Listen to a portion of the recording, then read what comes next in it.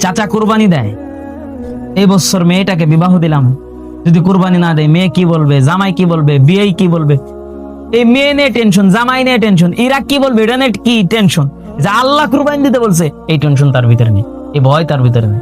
এ মেয়ের ভয়তে কুরবানি দেয়, জামার ভয়তে, জামাইয়ের ভয়তে কুরবানি দেয়, এগো ভয়তে এ কুরবানি দিতেছে। আল্লাহরে বড় বানায় লাইছে, আল্লাহর সাথে জামাইরে বড় বানায় লাইছে, ইনার মেয়েকে বড় বানায় লাইছে, বিয়েকে বড় বানায় লাইছে, সমাজকে বড় বানাই ফেলাইছে।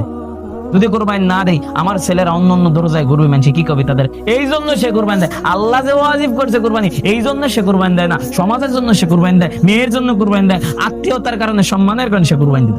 তোমার কুরবানি হইতেছে আর গুণ হইতেছে, কুরবানি হবি না, ওটা গোস্ত খাওয়াবি, কি খাওয়াবি, কথা কেন, কি খাওয়াবি, গোস্ত খাওয়াবি, ওটা কুরবানি হবি না তো, ওটার গুণ হইতেছে। নিয়তকে চাচা, নিয়তকে ঠিক করেন, নিয়ত ঠিক তো সব ঠিক, ইন্নামাল আমালু বিন্নিয়াত, নিয়তের উপর নির্ভরশীল উনি, নিয়তের দুনিয়ার উপর নির্ভরশীল, মানুষের উপর নির্ভরশীল, সম্মানের উপর নির্ভরশীল।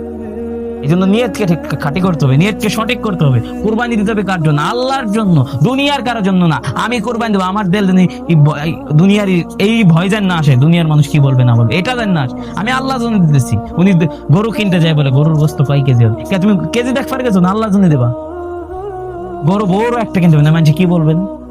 এই জন্য ভাই নিয়তকে খালেস করতে হবে, অন্তরের মধ্যে আল্লাহ তাকওয়া আনতে হবে, তাকওয়া দেই অন্তরে, যদি তাকওয়া থাকে তো নিয়তটা খালেস থাকে। আল্লাহ আমাদের বোঝার তৌফিক দান।